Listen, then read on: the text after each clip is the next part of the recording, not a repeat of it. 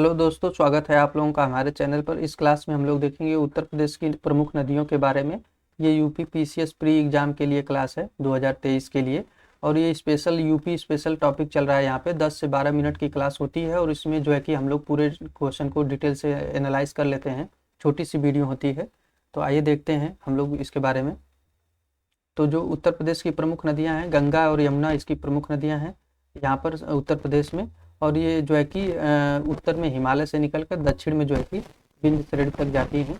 और जो है कि उत्तर भारत की जो नदियां हैं हिमालय से निकलती हैं, वर्ष भर पानी से भरी रहती हैं, क्योंकि यहाँ पे नदियों के बर्फ पिघलने से गर्मियों में भी पानी रहता है। और जो है कि हिमालय क्षेत्र में वर्षा भी अधिक होती है, इसके कारण वर्ष भर पानी भरा रहता है। जो विंध्य श्रेणी से जो नदियाँ निकलती हैं, इनमें ग्रीष्म ऋतु में अक्सर सूख जाती हैं, इतना पानी नहीं रहता है। तो ये मैं पीडीएफ भी डाल दूंगा टेलीग्राम पे, आप लोग एक बार वीडियो देख लीजिए, उसके बाद रिवीजन कर लीजिएगा। तो हिमालय से उद्गमित नदियाँ कौन कौन सी हैं? तो गंगा, यमुना, शारदा, जिसको काली भी कहा जाता है, रामगंगा, घाघरा, करनाली, राप्ती, गंडक, रोहिणी, तो ये हिमालय से उद्गमित हैं। और मैदानी क्षेत्र से गोमती है, ये कई बार पूछा गया है एग्जाम में, तो आप लोग भी इसको जरूर ध्यान में रखेंगे। और बरुड़ा, साई, पांडु, ईसन भी हैं, तो छोटी छोटी हैं, ये नहीं पूछता है, गोमती पूछा गया है। और दक्षिण पठारी क्षेत्र से कौन कौन सी है? तो चंबल, बेतवा, केन, सोन और रिहंद, टोंस, कन्हार, तो ये सभी नदियों के बारे में पूछा गया है। तो हम लोग छोटे से वीडियो में देख लेंगे, जल्दी से रिवीजन करने का टाइम है ये। तो गंगा नदी के बारे में देख लेते हैं। तो इसका उद्गम ज़्यादातर लोगों को पता है कि भागीरथी के रूप में होता है उत्तराखंड के गंगोत्री हिमनद से। इसे जाह्नवी, सुरसरी, देवनदी, पद्मा भी कहा जाता है। और ये जो है कि जब देवप्रयाग में आकर मिलती है भागीरथी से अलकनंदा, तब जाके संयुक्त रूप से गंगा बनती है।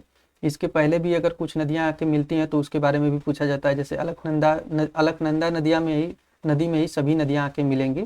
विष्णु गंगा और धौली गंगा मिलेगी विष्णु प्रयाग में, और अलकनंदा में ही कर्ण प्रयाग में मिलेगी पिंडार, और मंदाकिनी मिलेगी रुद्रप्रयाग में, और नंदका मिलेगी नंदाकिनी भी कहा जाता है नंद प्रयाग में।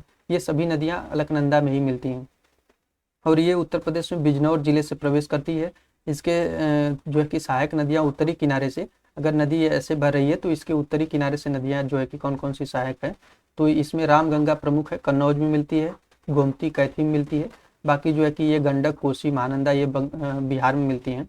और दक्षिणी किनारे से यानी कि इधर से नदियाँ मिलने वाली कौन कौन सी हैं? तो ये सबसे पहले यमुना है, इलाहाबाद में मिलती है। टोंस या तिमसा सिरसा के पास मिलती है। एक टोंस उत्तराखंड में भी है, तो वो वाली नहीं है ये सोन, पुनपुन जो है कि कर्नासा, ये सभी बिहार में मिलती हैं। और जो है कि यमुना नदी पौराणिक सरस्वती नदी संगम भी बनता है, जहाँ पर गंगा जमुना मिलती हैं, तो इसके बारे में पूछा गया है। और बांग्लादेश में ये पद्मा के नाम से गंगा बहती है, और मेघना के रूप से बंगाल की खाड़ी में गिरती है, तो अंतिम रूप से मेघना के नाम से गिरती है। और इसकी कुल लंबाई जो है कि 2525 किलोमीटर है, और सबसे ज़्यादा उत्तर प्रदेश में ही इसकी लंबाई है, जो है कि कुल 28 जिलों से होकर बहती है, ये भी पूछा गया है। 28 जिलों से यूपी में बहती है।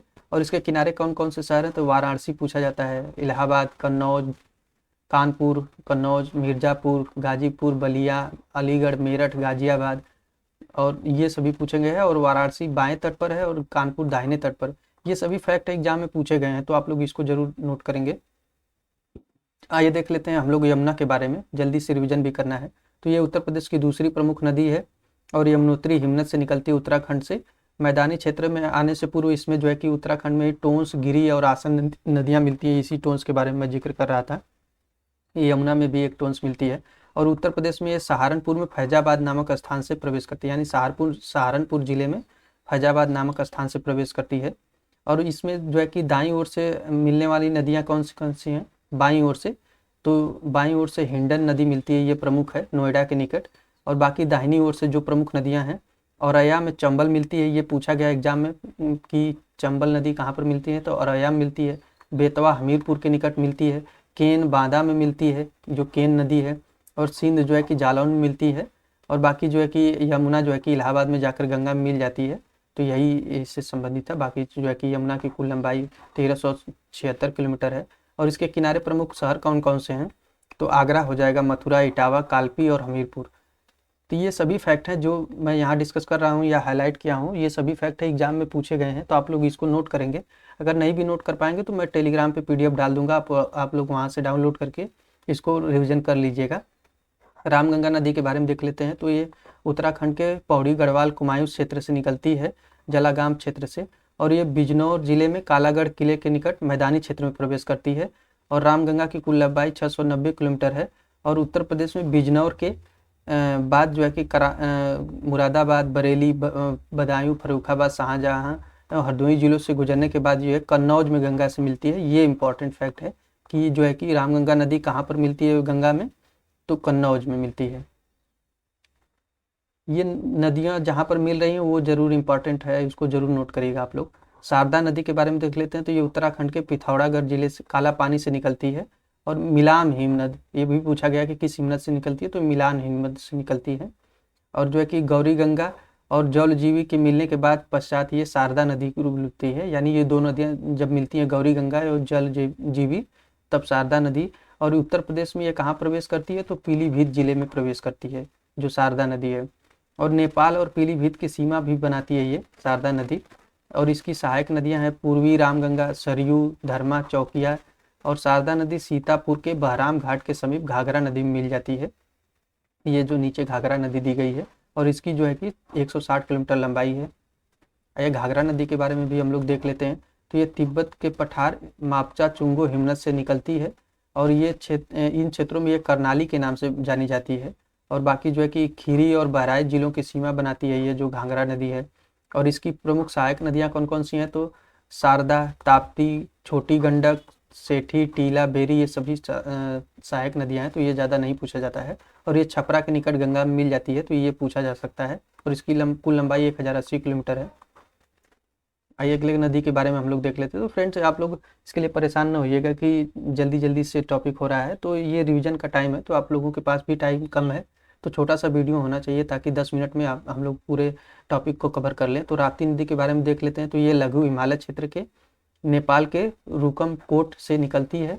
और इसको एक इसकी मुख्य शाखा बूढ़ी गंडक भी कहलाती है, उत्तरी मुख्य शाखा। और उत्तर प्रदेश में बहराइच, श्रावस्ती, इन जिलों से होकर बहती है, तो इनको ज़्यादा जानने की जरूरत नहीं है। ये गोरखपुर के बाईं तरफ से राप्ती मिलती है आकर यहाँ पे। और इसकी कुल लंबाई 640 किलोमीटर है। यही पूछा जा सकता है और कोई इसमें मुख्य चीज़ नहीं है। चंबल नदी के बारे में देख लेते हैं। तो इसका उद्गम पूछा जाता है इंदौर के निकट जनापाव पहाड़ी से निकलती है, महू के पास से ये। और मध्य प्रदेश और राजस्थान की सीमा पर प्रवाहित होकर यह नदी उत्तर प्रदेश में आगरा इटावा की सीमा पर जो है कि मिलती है, औरैया में यमुना से मिल जाती है। और इसकी कुल लंबाई 1050 किलोमीटर है। इसकी मुख्य सहायक नदियाँ कौन कौन सी हैं, ये भी पूछा गया एग्जाम में। तो काली सिंध, पार्वती, बनास और सिप्ता, ये जो चंबल की प्रमुख सहायक नदियाँ हैं। और ये अपनी अनियमित जलधारा के कारण चंबल के क्षेत्रों में अवनालिकाओं का निर्माण करती है, जिसे बीहड़ क्षेत्र भी कहा जाता है। तो बीहड़ क्षेत्र का निर्माण चंबल नदी करती है। और बेतवा नदी के बारे में देख लेते हैं। तो इसका पुराना या संस्कृत नाम बेत्रवती था। ये भारत के दक्षिण पश्चिम के कुमरा गांव, रायसेन, बिंद श्रेणी से निकलती है। और उत्तर प्रदेश में ललितपुर, झांसी, औरैया और जालौन से बहते हुए हमीरपुर में यमुना में मिलती है। तो ये पूछा गया है कि हमीरपुर में यमुना में मिल जाती है बेतवा नदी। और इसकी कुल लंबाई 480 किलोमीटर है। तो ये दोनों चीज़ें आप लोग नोट करेंगे। और गोमती नदी, इसके बारे में पूछा जाता है कि एकमात्र जो है कि नदी है ये जो मैदानी क्षेत्रों से निकलती है, मैदानी क्षेत्र से निकलकर गंगा में मिलती है। तो ये पूछा गया है। उत्तर प्रदेश के पीलीभीत जिले से फुलहर झील से निकलती है और गाजीपुर के समीप कैथी में गंगा में मिल जाती है। 940 किलोमीटर कुल लंबाई है। और इसके किनारे प्रमुख शहर है कि लखनऊ है, गोमती के किनारे है। और गंडक नदी, ये नेपाल में उद्गमित शालिग्रामी पत्थरों से साथ बहाकर लाने के कारण शालिग्रामी भी कहा जाता है और नारायणी भी कहा जाता है गंडक नदी को। काली, त्रिशूल, गंगा इसकी दो प्रमुख सहायक नदियां हैं। उत्तर प्रदेश में ये कुशीनगर और महाराजगंज जिलों से, केवल 2 जिलों से बहती है। सीमा पर बहने के कारण पटना में ये जो कि गंगा में मिल जाती है। तो ये इतना ही इससे संबंधित फैक्ट था। 425 किलोमीटर इसकी कुल लंबाई है। और सोन नदी के बारे में देख लेते हैं। सोन नदी को स्वर्ण नदी के नाम से भी जाना जाता है। मध्य प्रदेश के अमरकंटक पहाड़ी से यह निकलती है, शेषा कुंड से। और इसकी सहायक नदियाँ गोपंद, रिहंद और कुनहद हैं। जो रिहंद परियोजना है इसी पर है सोन की सहायक नदी। और मिर्जापुर, सोनभद्र जिलों में ये बहती है और पटना के निकट गंगा में मिल जाती है। तो इतना ही सारा इस संबंधित फैक्ट है। 780 किलोमीटर इसकी लंबाई है। और देख लेते हैं हम लोग टोंस नदी के बारे में। तो टोंस या तमसा नदी मध्य प्रदेश के मैहर के सभी तमसा कुंड से निकलती है। और ये इसकी सहायक नदी है बेलन नदी। ये भी इसके बारे में पूछा गया है। इलाहाबाद में नदी, इलाहाबाद के निकट सिरसा के पास गंगा में मिल जाती है। बस इतना ही फैक्ट इससे संबंधित इम्पोर्टेंट है। और जो केन नदी के बारे में देख लेते हैं, इसका पुराना या संस्कृत नाम कर्णवती है। कैमूर के पहाड़ियों से निकलती है ये उत्तरी ढाल से, और बुंदेलखंड में क्षेत्र में प्रवाहित होते हुए बांदा में भोजहा के पास यमुना से मिल जाती है। तो केन बांदा में मिलती है भोजहा के पास, यही पूछा गया है एग्जाम में, तो आप लोग इसको बस नोट करेंगे। 308 किलोमीटर की लंबाई है। और सिंध नदी के बारे में थोड़ा सा देख लेते हैं। काली सिंध या सिंध, ये जो है कि राजस्थान के नैनवास या टोंका जिला से उद्गमित होती है। उत्तर प्रदेश के जालौन में यमुना से मिल जाती है। तो ये इतना ही इंपॉर्टेंट इससे फैक्ट है। 416 किलोमीटर है। तो ये नदियों का टॉपिक था, जिससे 10-12 मिनट हम लोगों ने कवर कर लिया है। अगले वाले वीडियो में हम लोग कुछ दूसरा टॉपिक जो है कि छोटा सा स्पेशल टॉपिक होगा, उसको कवर करेंगे। तो आप लोग वीडियो को लाइक और शेयर कर दीजिए और चैनल को जरूर सब्सक्राइब करिए। Thank you.